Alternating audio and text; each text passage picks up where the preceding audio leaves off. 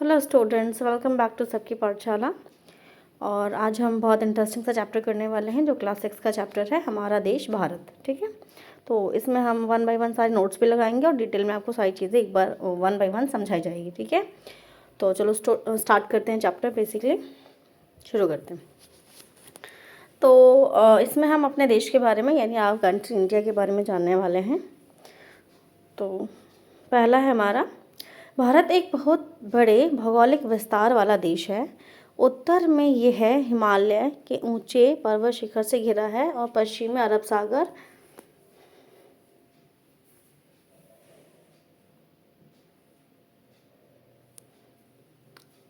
पूर्व में बंगाल की खाड़ी और दक्षिण में हिंद महासागर भारतीय महाद्वीप के तटों से लहराते हैं। ठीक है, तो अब अगर हम अपना मैप देखें, सबसे पहले ये वाला। ठीक है,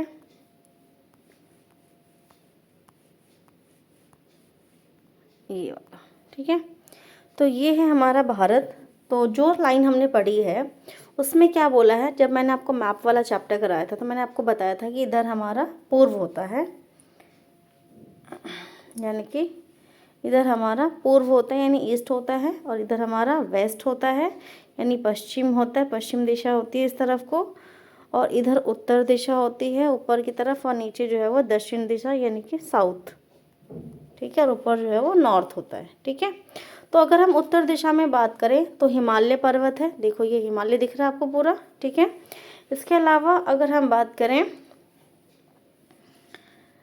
इधर पूर्व तट पे, तो देखो बंगाल की खाड़ी है और यहाँ पर अरब सागर है। ठीक है, एक बार ढंग से देखते हैं हम थोड़ा सा। पहले आपको मैप में डायरेक्शन याद रखना है कि ये हमारा पूर्व है यानी ईस्ट है, ये हमारा पश्चिम है यानी वेस्ट है, ये हमारा नॉर्थ है यानी कि उत्तर है, ये हमारा साउथ है यानी कि दक्षिण है। ठीक है, अब अगर हम उत्तर की बात करें तो उत्तर में भारत की उत्तर दिशा में क्या है, हिमालय पर्वत। ठीक है, देखो बर्फ से ढका हुआ पूरा पर्वत है। दक्षिण की बात करें तो दक्षिण में हिंद महासागर है। ठीक है, और पूर्व, ये पूर्व दिशा हुआ, तो पूर्व तट में बंगाल की खाड़ी है, और ये पश्चिम है तो पश्चिम में हमारा अरब सागर है। ठीक है, भारत का जो क्षेत्रफल है यानी जो एरिया है वो 32 लाख वर्ग किलोमीटर है। ये भी आपका 1 मार्क के लिए क्वेश्चन बनता है। ठीक है, तो भारत का जो क्षेत्रफल है वो कितना है, 32 लाख वर्ग किलोमीटर है। उत्तर में लद्दाख से लेकर के दक्षिण में कन्याकुमारी तक इसका विस्तार जो है वो 3,200 किलोमीटर है, और पूर्व में अरुणाचल प्रदेश से लेकर के पश्चिम में कच्छ तक इसका विस्तार जो है वो 2,900 किलोमीटर तक है। ऊंचे ऊंचे पर्वत, भारतीय महामरुस्थल, उत्तरी मैदान, असमान पठारी सतह, तटीय भाग एवं द्वीप समूह स्थल रूपों की विभिन्नताओं को दर्शाते हैं। यहाँ जलवायु, वनस्पति, वन्य जीव के साथ साथ भाषा और संस्कृति में भी बहुत विभिन्नता जो है वो देखी जाती है। इस विभिन्नता में भी हम एकता को पाते हैं जो हमारी परंपराओं को दिखाती है। यही कारण है कि हम एक राष्ट्र में बंधे हुए हैं। वर्ष 2011 की जनगणना के अनुसार भारत की जो जनसंख्या है वो 120 करोड़ से अधिक हो चुकी है। यह चीन के बाद विश्व का दूसरा सबसे बड़ा आबादी वाला देश है। ठीक है, तो 2011 की जनगणना के अनुसार जो है वो, अगर हम भारत की जनसंख्या देखें तो 120 करोड़ हो चुकी है, जो कि चीन के बाद सेकंड नंबर पे आता है। ठीक है, अब अगर हम भारत की बात करें तो भारत का जो क्षेत्रफल है, अगर हम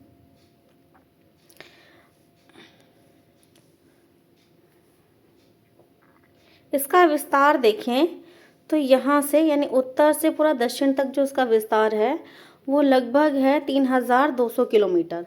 अगर हम यहाँ पे अरुणाचल प्रदेश से लेकर के कच्छ तक का देखें तो यहाँ का जो विस्तार है वो 2,900 किलोमीटर है। ठीक है, अब अगर हम भारत की विभिन्नताओं की बात करें तो भारत में कहीं पहाड़ है, कहीं मरुस्थल है, ठीक है, कहीं पठार है, कहीं तटीय मैदान है, कहीं मैदानी क्षेत्र है, कहीं पर्वतीय इलाका है। तो इस तरीके से हम भारत में देखें तो बहुत सारी डाइवर्सिटीज़ हैं यानी कि विभिन्नताएं हैं। ठीक है, उसके बावजूद जो है वो अगर हम भारत में देखें तो एकता पाई जाती है, यानी हम सब लोग जो हैं वो मिल कर के एक दूसरे के साथ रहते हैं। इसके अलावा भारत में हर एक राज्य की अगर हम देखें तो अलग अलग भाषाएं बोली जाती हैं, उनकी अलग अलग संस्कृति है, अलग अलग पहचान है। उसके बावजूद हम सब क्या हैं, भारतीय हैं और एक दूसरे के साथ मिल बांट के भाईचारे के साथ रहते हैं।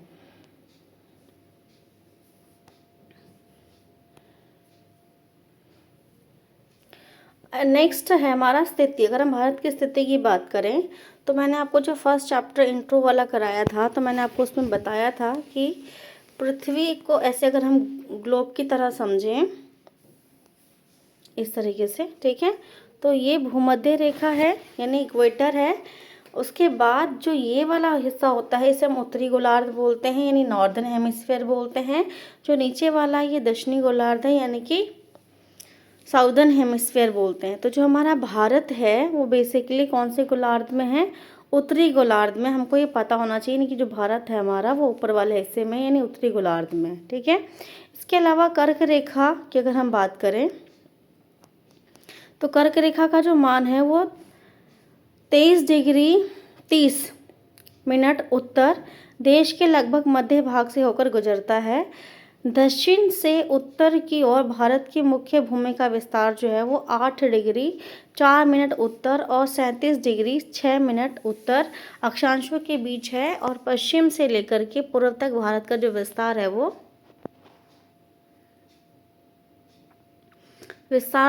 लगभग 68 डिग्री 7 मिनट पूर्व और 97 डिग्री 25 मिनट पूर्व देशांतर के बीच में स्थित है। अगर हम भारत को पूर्वी और पश्चिमी गोलार्ध में बांटते हैं तो भारत की स्थिति किस गोलार्ध में होगी, हमसे पूछा गया है। और बहुत बड़े देशांतरीय विस्तार लगभग 29 डिग्री के कारण यहाँ के दो छोर पर स्थित स्थानों के स्थानीय समय में बहुत अधिक अंतर हो सकता है। इस तरह की दूरी पर स्थित दो स्थानों के बीच में समय का अंतर लगभग 2 घंटा होगा, ठीक है। अब अगर हम इसको थोड़ा समरी मैप के थ्रू समझें तो ये देख सकते हैं, ये है कर्क रेखा, ठीक है, जो कि लगभग भारत को 2 हिस्से में बांट रहा है, ठीक है। अब अगर हम अक्षांशीय विस्तार की बात करें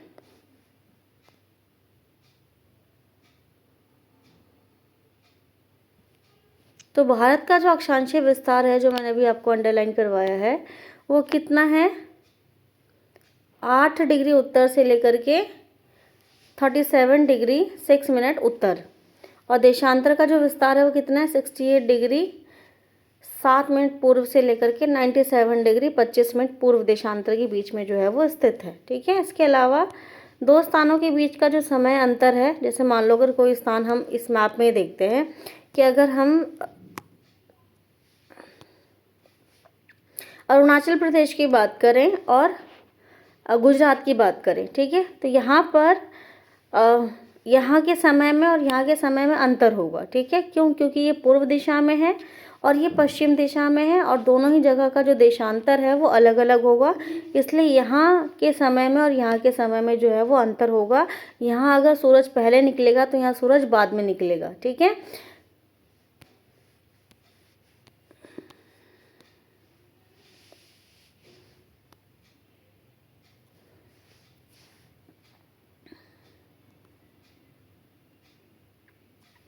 इसके अलावा 82 डिग्री 30 मिनट पूर्व जो है देशांतर को स्थानीय समय के रूप में हमने इस्तेमाल किया है, ठीक है। यानी भारत का जो समय निर्धारण होता है वो किससे होता है, 82 डिग्री 30 मिनट पूर्व देशांतर से होता है। इसे भारत का मानक यामियोत्तर भी कहा जाता है। तो अगर हमसे क्वेश्चन पूछा गया है कि 82 डिग्री 30 मिनट ईस्ट यानी पूर्व को ही हमने जो है वो अपना प्रमुख देशांतर क्यों चुना है समय के निर्धारण के लिए, ठीक है, यानी स्टैंडर्ड मेरिडियन क्यों चुना है, ठीक है। तो अगर इसके हम लोकेशन देखें तो देखो ये है हमारा प्राइम मेरिडियन वाली लाइन, ठीक है, जो लगभग भारत के मध्य से गुजर रहा है, मतलब बीच में से गुजर रहा है, ठीक है। तो इसीलिए हमने इसको जो है वो क्या किया है, एक स्टैंडर्ड टाइम मतलब एक स्टैंडर्ड मेरिडियन चुना है। इसी के आधार पे जो है वो पूरे भारत का जो है वो समय जो है वो डिसाइड किया जाता है, ठीक है, मतलब समय जो है वो डिसाइड होता है, ठीक है। अब अगर हम इधर देखें तो यहाँ जो सूरज निकलेगा वो पहले निकलेगा, और यहाँ जो सूर्य उदय होगा वो लेट होगा, क्योंकि ये पूर्व में है और ये पश्चिम में हो, ठीक है। लेकिन फिर भी दोनों, अगर हम यहाँ का एक राज्य लेते हैं अरुणाचल प्रदेश, और यहाँ पर दोनों ही राज्यों की जो घड़ियाँ हैं वो एक समय ही दर्शाएंगी, क्योंकि जो समय का निर्धारण है वो किसके हिसाब से होता है, आपका ये प्रमुख याम्योत्तर यानी कि स्टैंडर्ड मेरिडियन के अकॉर्डिंग होता है। अब है भारत के पड़ोसी देश, ठीक है, तो इसका क्वेश्चन भी एग्जाम में आता है। तो पूर्व में हमारे जो पड़ोसी देश हैं, देख सकते हो आप,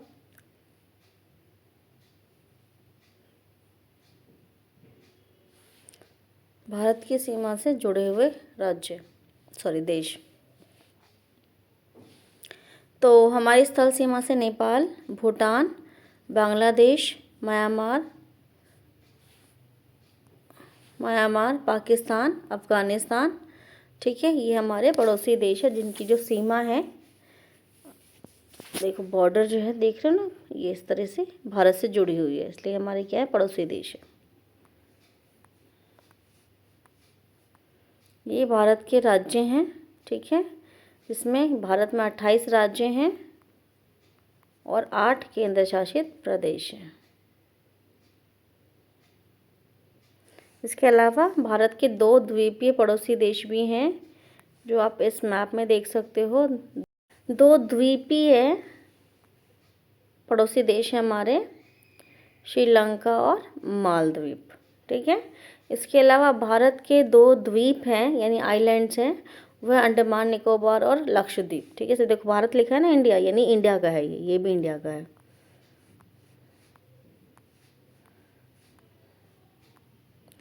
भारत एक विशाल देश है, प्रशासकीय क्रियाकलापों के लिए 28 राज्य और 8 केंद्र शासित प्रदेश में इसको बांटा गया है, ठीक है, यानी भारत के 28 राज्य और 8 केंद्र शासित प्रदेश है, ठीक है।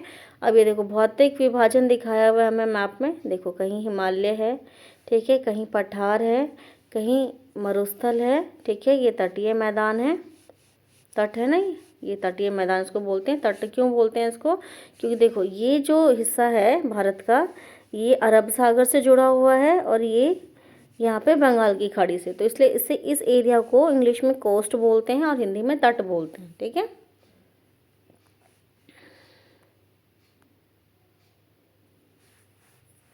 इसके अलावा दिल्ली जो है वो भारत की राजधानी है, और राज्यों का जो निर्माण है वो भाषा के आधार पर किया गया है, यानी जो स्टेट्स बनाए गए हैं वो भाषा के आधार पर, जैसे अगर हम पश्चिम बंगाल की बात करें तो वहाँ पे बंगाली भाषा बोली जाती है, ठीक है। इसके अलावा पंजाब की बात करें तो वहाँ पंजाबी भाषा बोली जाती है, तमिलनाडु की बात करते हैं वहाँ तमिल भाषा बोली जाती है।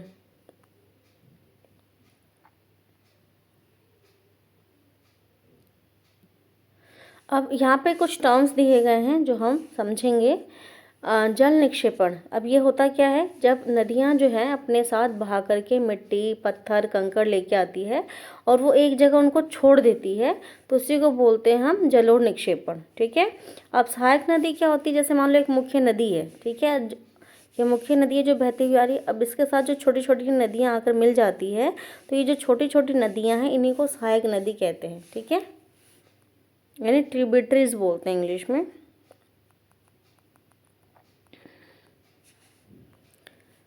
अब अगर हम भारत के फिजिकल डिवीज़न की बात करें, यानी कि भौतिक विभाजन की बात करें, अब थोड़ा सा ही चैप्टर है क्या आपका, तो भारत में पाई जाने वाली भौतिक आकृतियाँ भिन्न प्रकार की हैं, जैसे पठार, पर्वत, तट, मैदान, द्वीप समूह। उत्तर में बर्फ़ से ढका हुआ हिमालय है, ठीक है।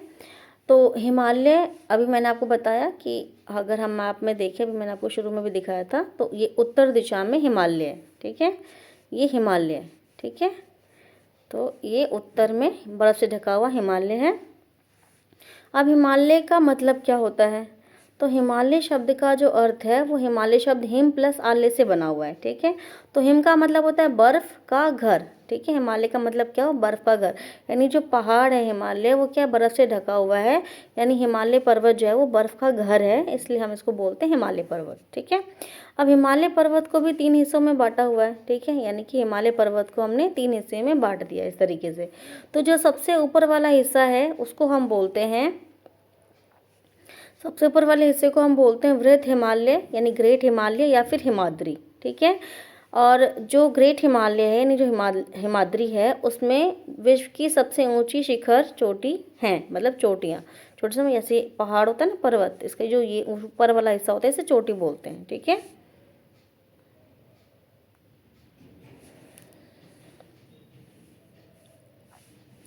और बीच वाला जो हिस्सा है वो है मध्य हिमालय यानी मिडल हिमालय, जिसे हिमाचल भी बोला जाता है, ठीक है।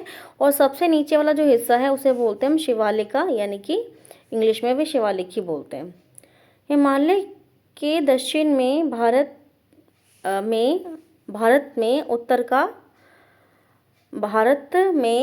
का उत्तरी मैदान स्थित है। ये मैदान समुद्र तट की समतल और सपाट है। ये मैदान सिंधु, गंगा, ब्रह्मपुत्र तथा इनकी सहायक नदियों द्वारा लाए गए जलोढ़ निक्षेपों से बने हुए हैं। नदियों के ये मैदान कृषि के लिए उपजाऊ भूमि प्रदान करते हैं। यही कारण है कि इन मैदानों में जनसंख्या बहुत ज़्यादा है, ठीक है। अब अगर हम बात करें मैदानी क्षेत्र की, तो देखो ये मैप में देखते हैं हम, यहाँ पे ये गंगा नदी है, ठीक है, गंगा नदी बहती हुई आ रही है। इसके अलावा सिंधु और ब्रह्मपुत्र, ये यहाँ से आ रही है ब्रह्मपुत्र नदी, ठीक है, और ये सिंधु नदी। तो ये जो मैदान है, मैदानी क्षेत्र, ये गंगा नदी और गंगा नदी की जो सहायक नदियाँ हैं उसके द्वारा जो है लाए हुए निक्षेपों से ये मैदान बना है। अब क्योंकि यहाँ पर नदियाँ बहती है, आप मैप में देख सकते हो, क्योंकि यहाँ पे नदियाँ बहती है तो इसलिए ये वाला जो एरिया है वो बहुत ज़्यादा उपजाऊ है, ठीक है। और उपजाऊ होने की वजह से यहाँ पर लोग क्या करते हैं, खेती करते हैं, क्योंकि उन्हें खेती करने के लिए आसानी से पानी मिल जाता है।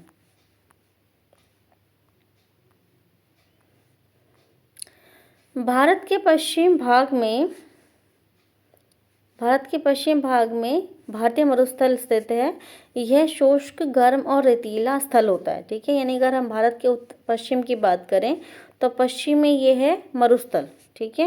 ये क्या है, मरुस्थल है, ये मरुस्थल इलाका है, ठीक है। अब यहाँ पर क्योंकि मरुस्थल है तो कैसा इलाका होगा, ये रेतीला, ठीक है। यहाँ पर रेत होगी और बहुत ज़्यादा गर्मी होगी, और शुष्क मतलब यहाँ पे जो हवाएं चलेगी वो बहुत ही ज़्यादा गर्म और शुष्क हवाएं चलेगी, ठीक है। यहाँ पे वनस्पति की मात्रा बहुत कम होगी, यानी पेड़ पौधे बहुत ही कम होंगे, ठीक है, क्योंकि यहाँ पर बारिश इतनी ज़्यादा नहीं होती है। उत्तरी मैदान के दक्षिण में प्रायद्वीपीय पठार स्थित है। अब अगर हम बात करें प्रायद्वीपीय पठार के, तो ये है उत्तरी मैदान के दक्षिण में ये पूरा जो है ये क्या है, प्रायद्वीपीय पठार है, जो एक ट्रायंगल बनाता है, यानी एक त्रिभुज बनाता है, ठीक है। इसकी आकृति त्रिभुज की तरह है, त्रिभुजाकार है। इसका धरातल काफ़ी ऊंचा नीचा है। इस क्षेत्र में बहुत सी पहाड़ी श्रृंखलाएं हैं तथा घाटियां स्थित हैं। इसके उत्तर पश्चिम में अरावली पर्वत श्रृंखला है, जो विश्व की सबसे पुरानी पर्वत श्रृंखला है, ठीक है। अब अगर हम इसको ध्यान से देखें, विंध्याचल और सतपुड़ा भी महत्वपूर्ण श्रृंखलाएं हैं। इन श्रृंखलाओं से होकर के नर्मदा और तापी नदी जो है वो बहती है, ठीक है। अब यहाँ पर आप एक बार मैप देखो ध्यान से दोबारा,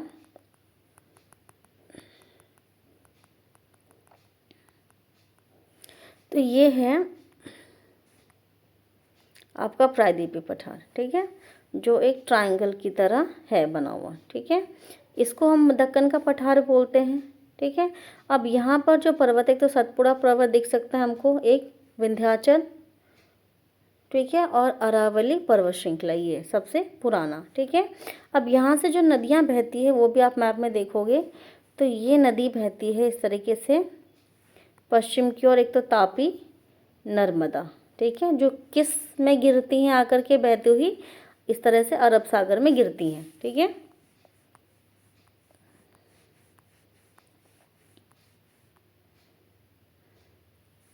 ये पश्चिम की ओर बहने वाली नदियां हैं। जो अरब सागर में गिरती हैं। इस पठार के पश्चिम में पश्चिमी घाट या सह्याद्री तथा पूर्व में पूर्वी घाट जो है वो स्थित है। पश्चिम घाट का विस्तार एक समान रूप से है, जबकि पूर्वी घाट बीच बीच में से टूटा हुआ है और असमान है। इन पठारों में खनिज जैसे कोयला और लौह अयस्क की प्रचुरता है। पश्चिम घाट में पश्चिम में और पूर्वी घाट में पूर्व में तटीय मैदान स्थित है और पश्चिम तटीय मैदान काफ़ी संकरे हैं। पूर्वी तटीय मैदान अपेक्षाकृत चौड़े हैं। अब अगर हम इनको फिर से मैप में देखें, देखो ये बताया हुआ है हमें कि जो ये जो है ये पठार के इस तरफ जो है ये वाला हिस्सा जो है ये है तटीय मैदान, ठीक है। अब ये कौन सा कोस्टल प्लेन होगा हमारा, तो ईस्टर्न कोस्टल प्लेन होगा, क्योंकि ईस्ट डायरेक्शन में है, यानी पूर्वी तटीय मैदान है ये, ठीक है। और जो ये वाला हिस्सा है हमारा, ये वाला, ये पश्चिमी होगा, पश्चिमी तटीय मैदान, यानी कि वेस्टर्न कोस्टल प्लेन, ठीक है। अब ये वाला जो हिस्सा है, अगर आप मैप में भी देखोगे तो ये ज़्यादा चौड़ा है, ठीक है, और ये जो है हिस्सा वो कम चौड़ा है, ठीक है। ये बात हमें इन्होंने समझाई है।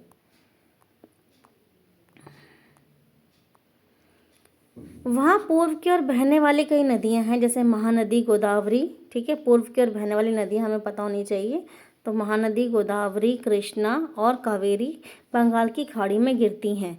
ये नदियाँ मुहाने पर उपजाऊ डेल्टा का निर्माण करती है और बंगाल की खाड़ी में गंगा और ब्रह्मपुत्र द्वारा बनाया गया जो डेल्टा है वो सुंदरबन डेल्टा है, जो कि सबसे बड़ा डेल्टा है, ठीक है। अब फिर से हम एक बार मैप में देखेंगे इनको ध्यान से।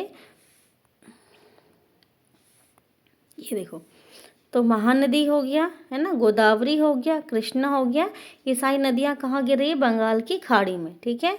और गंगा और ब्रह्मपुत्र नदी के द्वारा जो है यहाँ पर सुंदरबन डेल्टा का निर्माण किया जाता है, ठीक है।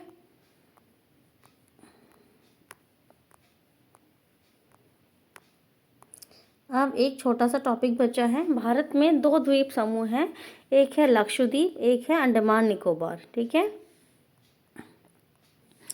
केरल के तट में जो स्थित है वो लक्षद्वीप है, जिसे प्रवाल द्वीप बोलते हैं, और अंडमान निकोबार द्वीप समूह जो है वो पूर्व में बंगाल की खाड़ी में स्थित है, ठीक है।